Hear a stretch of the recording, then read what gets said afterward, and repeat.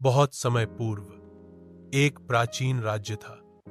वहां एक राजा शासन करता था जिसका नाम महाराज वीरेंद्र था।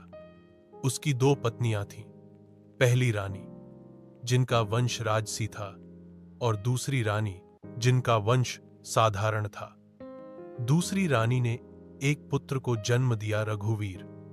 रघुवीर का जन्म सुखद था, पर राजा वीरेंद्र ने उसे कम प्रतिष्ठित समझा क्योंकि वह दूसरी रानी का पुत्र था। परिणाम स्वरूप रघुवीर राजा की आंखों में कम महत्व रखता था और दरबार में उसकी कोई अधिक मान्यता नहीं थी। रघुवीर ने महाराज के राज्य में किसी भी तरह की विशेष शिक्षा नहीं पाई। इसके बावजूद वह वृंदावन के एक वृद्ध शिक्षक गुरु सोमेश्वर से गुप्त रूप में पढ़ने लगे। गुरुजी ने उन्हें नीति, न्याय, राज्यशास्त्र व नेतृत्व के सिद्धांत सिखाए। रघुवीर प्रतिदिन सुबह बिना किसी को बताए उठकर गरीब किसानों और कारीगरों के बीच जा पहुंचता और उनकी तकलीफों को सुनता।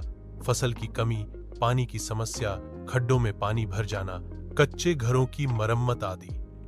वह स्वयं झाड़ू लगाता, गड्ढा मिटाता और घर में सुधार की छोटी छोटी चीजें करता। जनता ने धीरे धीरे उसकी सराहना शुरू कर दी। यह युवा तो वास्तव में मेहनती है और किसी राजा से कम नहीं। एक दिन राज्य में सूखे की समस्या उत्पन्न हुई। कुएं सूख गए, मंडियां सूनी रहीं और अनुशासन बिगड़ने लगा। महाराज वीरेंद्र ने अपने सभी दरबारी और मंत्री आमंत्रित किए, पर सब महल की सेज में बैठे रहे। चर्चा की, लेकिन कोई समाधान नहीं आया। तब अचानक रघुवीर सामने आया। उसने खुद खेतों में बांट बांट कर पानी के नए कुएं खुदवाने का वादा किया, जो ग्रामवासियों ने सुनाई ही झट से सहमति दे दी। पहल की गई और 3 सप्ताह में ग्रामीण प्रयासों से कुएं बनकर तैयार हुए और शहर को पानी मिला। जनता में रघुवीर